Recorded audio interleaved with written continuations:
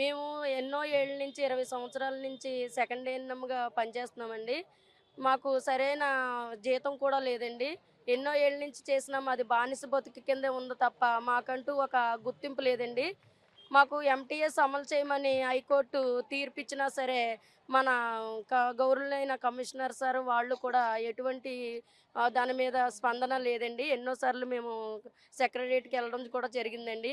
అప్పుడు కృష్ణబాబు సార్ ఉన్నప్పుడు కూడా మేము ఇవ్వడం జరిగిందండి.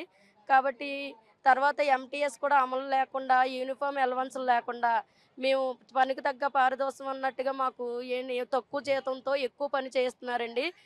సచివాలయ ఏఎన్ఎమ్స్ అదే పని చేస్తున్నారండి. రెగ్యులర్ ఏఎన్ఎమ్స్ అదే పని చేస్తున్నారండి. మా సెకండ్ ఏఎన్ఎమ్స్ కూడా అదే పని చేస్తున్నాం. అందరూ వచ్చేది అదే క్వాలిఫికేషన్‌తో వచ్చామండి. కానీ మా శ్రమను మాత్రం దోసుకుంటున్నారు. మా శ్రమను మాత్రం ఎవరు గుర్తించడం లేదండి. మా కేటగిరీకొచ్చేటప్పటికి సెకండ్ ఏఎన్ఎం అంటే చాలా చులకనగా చూస్తున్నారండి.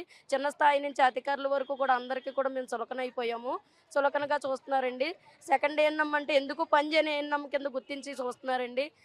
గౌరవనీయులైన సీఎం గారికి, డిప్యూటీ సీఎం గారైన పవన్ కళ్యాణ్ గారికి మేము విన్నవించుకున్నది ఏంటంటే, మమ్మల్ని గుర్తించి సెకండ్ ఏఎన్ఎంలందరినీ కూడా వెంటనే రెగ్యులరేషన్ చేయాలని, ఎంటీఎస్ హైకోర్టు ఇచ్చిన తీర్పు వెంటనే అమలు చేయాలని, మాకు యూనిఫార్మ్ అలవెన్స్‌లు ఇవ్వాలని, మా వయసు పరిమితి 62 సంవత్సరాలకు పెంచాలని మరి మేమందరం కూడా కోరుకుంటున్నామండి.